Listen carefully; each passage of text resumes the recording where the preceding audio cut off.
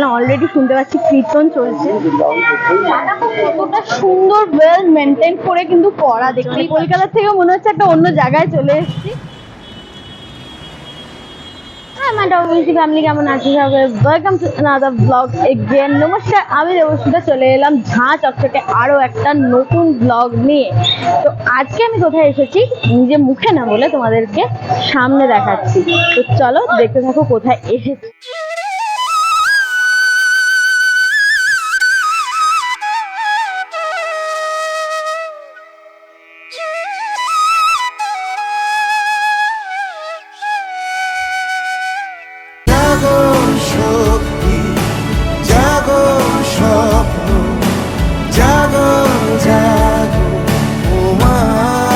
দেখতেই পাচ্ছ আজকে আমি কোথায় এসেছি, মেট্রোপলিটন দুর্গা বাড়িতে এসে হাজির হয়ে গেছি।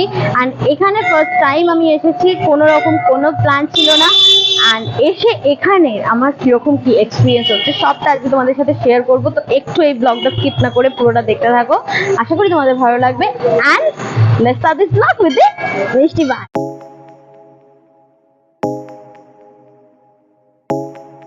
এবারে যাওয়া যাক, প্রবেশ করা যাক, আর গিয়ে মন্দিরটা দর্শন করা যাক। প্রথমেই গেট থেকে নমস্কার করতে করতে ঢুকতেই আমি তো পুরো অবাক, কারণ এত সুন্দর একটা অ্যাম্বিয়েন্স মন্দিরটাতে। কলকাতার মধ্যে যে এত সুন্দর একটা মন্দির রয়েছে, দুর্গাপুজোর আগেই যে এভাবে দুর্গাপুজোর ভাইব পাওয়া যায়, এই মন্দিরটাতে না আসলে আমি সত্যি অনেক কিছুই মিস করে ফেলতাম। তাই আজকে এই সব কিছু কিন্তু তোমাদের সাথে তুলে ধরতে চলেছি, তাই একটুও কিন্তু মিস করো না। এইবারে যেটা তোমাদের সাথে শেয়ার করব সেটা হচ্ছে ভেতরটা, মন্দিরে পুরো পরিবেশটা তোমাদের সাথে শেয়ার করব। এখানে অলরেডি শুনতে পাচ্ছি কীর্তন চলছে। তো চলো আর বেশি কথা না বাড়িয়ে তোমাদের সাথে পুরো এরিয়াটা শেয়ার করব।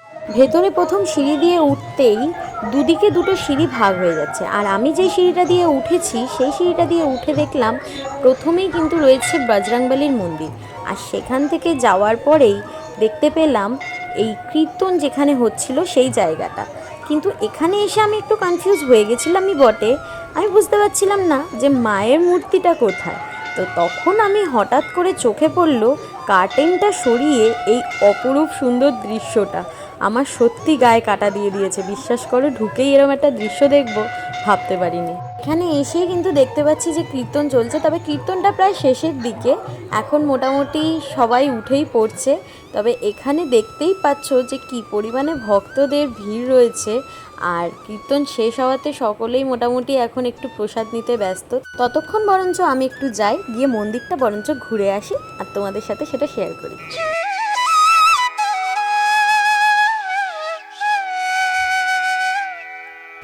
মায়ের দর্শন করা হয়ে যাওয়ার পর যে বাবার দর্শন হবে না, এই কথাটা একটু হলেও মানা যায় না, তাই না? তাই ঢুকেই আমি কিন্তু বাদিকে এসেই দেখতে পেলাম ভোলে বাবার মন্দির। আর সেই ভোলে বাবার মন্দিরের পাশ থেকে যেতেই দেখতে পাচ্ছি সুন্দর সুন্দর কিন্তু মন্দিরের গায়ে এই মূর্তির কাজ করা রয়েছে।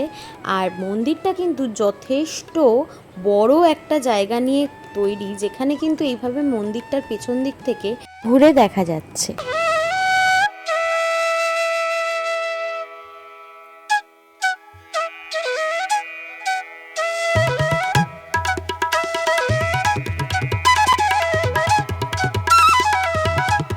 এই মন্দিরটার পাশেই কিন্তু রয়েছে একটা খুব সুন্দর বড় ঝিল, আর ঠিক তার মাঝখানেই রয়েছে একটা ফাউন্টেন, দেখতেই পাচ্ছি দূর থেকে, যেটা অ্যাম্বিয়েন্সটা অসাধারণ করে তুলছে নানান রকম রং চেঞ্জ করে। আর এদিকে দেখো, ভোলে বাবার দর্শন সেরে মন্দির ঘুরে আসতে না আসতেই পেয়ে গেলাম মায়ের আর এক রূপের দর্শন, মা ভবতারিণীর দর্শন, যেখানে রয়েছে রামকৃষ্ণদেব, সারদা মা এবং বিবেকানন্দের মূর্তিও।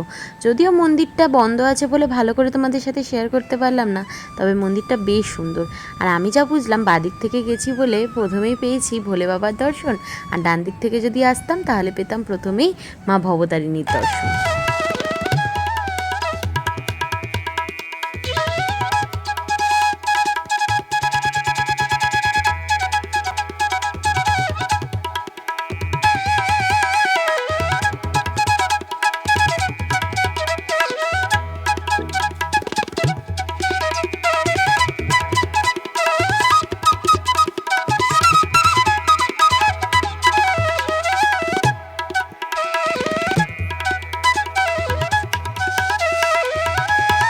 আমাদের এই গোটা দেশে বা আমাদের শহরেই দেবী মহামায়ার নানান রূপ নানান মন্দিরে দর্শন পেয়ে থাকি। তবে দেবী মহামায়ার এই দশভুজা রূপ 4 ছেলে মেয়ের সাথে বিরাজমান, এইটা কিন্তু খুবই কম জায়গায় দেখতে পাই বললেই চলে। আমরা সবসময় প্রায় মা দুর্গাকে দর্শন করে থাকি আমাদের পুজোর সময়, মানে দুর্গা পুজোর সময়। তাই এই কলকাতা শহরের মধ্যেই যখন মা দুর্গাকে এইভাবে দর্শন করা যাচ্ছে, তখন সত্যি এই দর্শনটা মিস করা একেবারেই উচিত নয় বলে আমি মনে করি। আর সবথেকে বড় ব্যাপার, এখানের এই পিসফুল অ্যাম্বিয়েন্সটা, এই গোটা কলকাতা শহরের কোলাহলের মধ্যে এই অ্যাম্বিয়েন্সটা এতটাই পিওর আর এতটাই সুন্দর লাগছে আর এতটাই পিসফুল যে বলে বোঝানো যাবে না। আর এই দেখো, এদিকে আবার রয়েছে রাধাকৃষ্ণ এবং জগন্নাথ দেবের মন্দিরও, যেখানে এসে আমরা দেখতে পাচ্ছি একেবারে পাঁচটা মন্দির একসাথে, আর তাও আবার এত সুন্দর ডেকোরেশন প্লাস এত সুন্দর একটা পিসফুল অ্যাম্বিয়েন্সে। সেই মন্দির একবার হলেও তো দর্শন করাটা উচিত, কি বলো? যাই হোক, এবার তোমাদের বলে রাখি এই মন্দিরের টাইমিং এবং মন্দিরের লোকেশানটা কোথায়।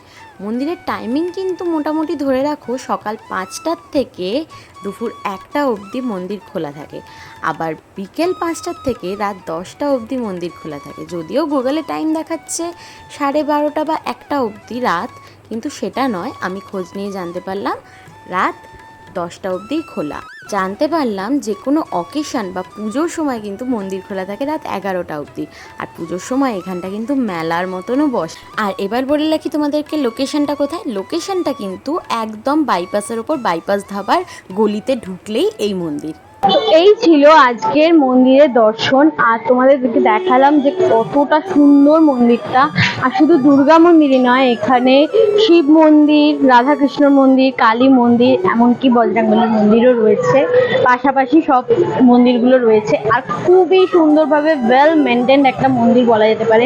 আর খুবই সুন্দরভাবে, মানে একটা সুষ্ঠুভাবে একটা মন্দির দেখতে হলে একটা শান্তির জায়গা যদি পেতে হয়, তাহলে অবশ্যই তোমরা যদি কাছে পিঠে থাকো মিস করো না। দূর থেকে আসলেও চলে এসো, তোমাদেরকে লোকেশনটা দিয়ে দিচ্ছি, ডেসক্রিপশন বক্সে দেখে নিতে পারবে। আর তোমাদেরকে পুরো এরিয়াটাও দেখাচ্ছি যে কতটা সুন্দর ওয়েল মেনটেন করে কিন্তু করা, দেখতেই পাচ্ছ। সিঁড়িগুলো প্রত্যেকটা পরিষ্কার, একদম পরিচ্ছন্ন একটা জায়গা। আর এছাড়া এখানে কিন্তু মানে ভোগ বিতরণও হয়, সেটা আমি এসেই দেখলাম ভোগ বিতরণ হচ্ছে। প্লাস এখানে কিন্তু জুতো রাখার জন্য কোনো আলাদা কোনো টিকিট ব্যবস্থা বা এই জাতীয় কিছু নেই। একটা ছোট ঘর আছে জুতো রাখার জন্য, সেই জায়গাটাও তোমাদের ছোট করে দেখিয়ে দিচ্ছি একবার। সেই জায়গাটাতেও রয়েছে জুতো রাখার জায়গা হিসাবে, মানে প্রত্যেকটা জিনিস কিন্তু একদম ওয়েল মেনটেন। ওখানে সিকিউরিটি গার্ডও ইভেন রয়েছে। মানে এত সুন্দরভাবে মন্দিরটা সাজানো, আর একটা পুরো অন্য জগৎ মনে হচ্ছে, মানে কলকাতা থেকেও মনে হচ্ছে একটা অন্য জায়গায় চলে এসেছি। একটা সন্ধে বেলাটা একটা সুন্দরভাবে কাটানো যেতে পারে বলে মনে হয়। মানে একটা সন্ধে কি করে সুন্দর হয়ে যেতে পারে এইরকম একটা জায়গায় আসলে তোমরা বুঝতে পারো। মন্দিরের গেটের পাশেই রয়েছে দুটো এরকম ঘর, যেখানে কিন্তু বিনামূল্যেই জুতো রাখার ব্যবস্থা রয়েছে, যেখানে জুতো রেখে ইজিলি আমরা সকলেই মন্দিরে যেতে পারছি। আজ আমি এখানে এসে দেখলাম রথযাত্রা উৎসব উপলক্ষে চলছে এখানে ভোগ বিতরণী, আর আমি যা শুনলাম প্রত্যেকটা অকেশনেই কিন্তু এইভাবেই মন্দিরটি সেজে ওঠে। তো তোমরাও যদি এরকম একটা সন্ধে কাটাতে চাও, তাহলে অবশ্যই মিস করো না, এখানে চলে এসো যে কোনো দিন। আর আশা করি তোমাদেরও সন্ধেটা বেশ ভালো কাটবে, খুব একটা খারাপ কাটবে বলে আমার মনে হয় না, কারণ খুব সুন্দর একটা জায়গা, খুব ছিমছাম একটা জায়গা। আসলে মানে খুব সুন্দর একটা, মানে ভক্তি শ্রদ্ধার সাথে মনটা পুরো পরিপূর্ণ হয়ে উঠবে, এত সুন্দর একটা জায়গা। আর মা দুর্গার দর্শনটা এত সুন্দর লাগলো আজকে আমার। আমি ঠিক মন্দিরে ঢুকলাম আর দেখতে পেলে পর্দাটা খুললো, মেবি সেই সময় প্রসাদ মানে ভোগ নিবেদন করা হয়েছিল বলে পর্দা দেওয়া ছিল। তো তখন কীর্তনও চলছিল, কীর্তনটা সবে শেষ হলো এবং পর্দাটা খুললো। তো দেখতেই পেলে কতটা পিওর একটা মোমেন্ট ছিল। তো এরকম পিওর একটা মোমেন্ট কাটাতে হলে অবশ্যই মিস করো না, চলে এসো যে কোনো দিন এই জায়গাটাতে। সব কিছুর ডিটেলস আমি দিয়ে দিলাম ডেসক্রিপশন বক্সে, মিস করো না। আর মনে আছে তো কী করতে হবে, ভালো লাগলে ব্লগটা অবশ্যই like, comment, share and subscribe করতে ভুলো না। অ্যান্ড প্লিজ কমেন্ট করে জানিও কে কোথা থেকে আজকের এই ব্লগটা দেখছো, তাহলে আমি বুঝতে পারবো যে তোমরা কোথায় কোথা থেকে ব্লগ দেখছো। অ্যান্ড নেক্সট ব্লগে চেষ্টা করবো তোমাদের সকলের নাম মেনশন করা। চলো দেখা হবে অন্য কোনো ব্লগে অন্য কোনো দিন। ততক্ষণ bye bye, stay happy, stay safe, tata.